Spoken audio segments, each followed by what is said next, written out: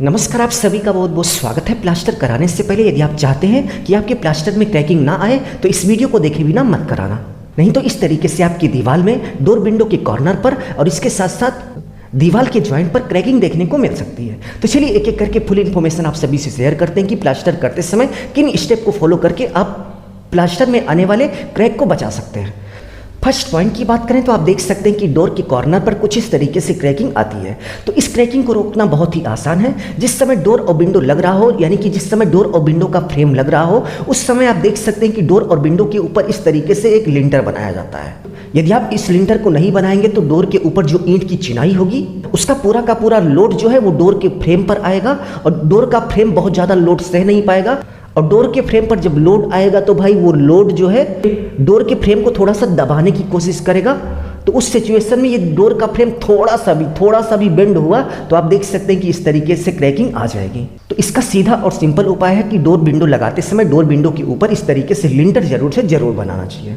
यदि आप इस लिंटर को बना लोगे तो डोर और विंडो के कॉर्नर पर इस तरीके की क्रैकिंग कभी भी नहीं आएगी। सेकेंड पॉइंट की बात करें तो सीमेंट का मसाला बनाते समय यदि आप सीमेंट की मात्रा ज़्यादा कर देंगे तो उस सिचुएशन में भाई क्रैकिंग आने के चांसेस बढ़ जाते हैं। क्योंकि भाई सीमेंट चाहे जितना मजबूत मटेरियल हो, बट केवल और केवल यदि सीमेंट होगा या फिर सीमेंट की मात्रा किसी चीज़ में ज़्यादा होगी तो वहाँ ऑटोमेटिक क्रैकिंग आना स्टार्ट हो जाएगी। क्योंकि सीमेंट के जमने की जब प्रक्रिया शुरू होती है तो उसमें हाइड्रेशन होता है, बहुत सारी उसमें उष्मा बाहर निकलती है, जिसके कारण भाई क्रैकिंग आ ही जाती है। तो सीमेंट की इस क्रैकिंग को रोकने के लिए भाई सैंड मिलाया जाता है। इसलिए प्लास्टर करते समय प्लास्टर का जो उचित और बेस्ट सीमेंट सैंड रेशियो है वो आपको उपयोग करना चाहिए।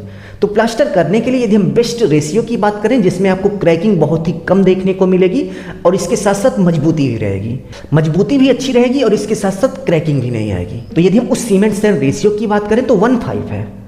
तो प्लास्टर करते समय अंदर हो या फिर बाहर, यदि आप प्लास्टर करा रहे हैं तो प्लास्टर करते समय 1:5 का सीमेंट सैंड रेशियो आपको उपयोग करना चाहिए। 1:5 सीमेंट सैंड रेशियो में सबसे खास बात यह है इसमें आपको मजबूती भी मिल जाती है और मजबूती के साथ साथ क्रैकिंग भी नहीं आती।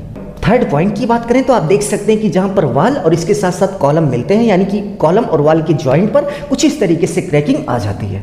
तो इस क्रैकिंग को रोकने के लिए दीवार बनाने से पहले आप देख सकते हैं कि आपको कुछ इस तरीके से कॉलम की सरफेस को रफ कर देना चाहिए। यदि आप कॉलम की सरफेस को रफ कर देंगे तो भाई कॉलम की सरफेस खुरदुरी हो जाएगी, जिससे कॉलम पर यदि प्लास्टर होगा और इसके साथ साथ दीवार जब कॉलम पर सटेगी तो उसकी जो पकड़ होगी वो मजबूत होगी। तो प्लास्टर करने से पहले और दीवार जोड़ने से पहले आपको कुछ इस तरीके से कॉलम की सरफेस को रफ यानी कि खुरदरा कर देना है, जिससे पकड़ जो है वो मजबूत पड़े। क्योंकि कॉलम की जो सरफेस होती है बिल्कुल प्लेन होती है और किसी भी प्लेन सरफेस पर किसी दूसरे मटेरियल की जो पकड़ होती है बहुत ही कमजोर होती है। तो उसको मजबूत बनाने के लिए इस तरीके से उसको खुरदरा करना बहुत ही जरूरी होता है। यदि आप खुरदरा कर देंगे, रफ कर देंगे तो सीमेंट सैंड की जो पकड़ होगी वो कॉलम के साथ बहुत ही अच्छी होगी और क्रैकिंग नहीं आएगी।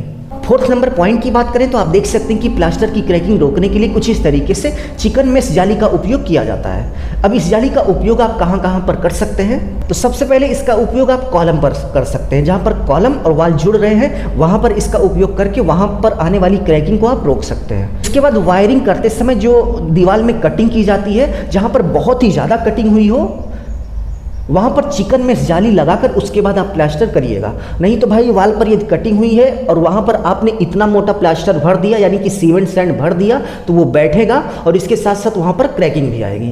तो ऐसी सिचुएशन में आप देख सकते हैं कि आपको इस तरीके से चिकन मेश लगा लेना है जहाँ पर वायरिंग की कटिंग हुई हो दीवार में, और इसको लगाने के बाद ही आपको प्लास्टर करना है जिससे क्रैकिंग ना आए। 5 नंबर पॉइंट की बात करें तो प्लास्टर की मोटाई से भी क्रैकिंग आती है। प्लास्टर करते समय यदि प्लास्टर की मोटाई ज़्यादा हो गई तो भाई प्लास्टर मोटा होने से भी क्रैकिंग आना स्टार्ट हो जाएगी। इसलिए प्लास्टर करते समय हमेशा कोशिश यही रखिए कि 10 mm का प्लास्टर हो। यदि बहुत ज़्यादा इससे ज़्यादा जा रहा है तो 15 mm 15 mm तक जाइए।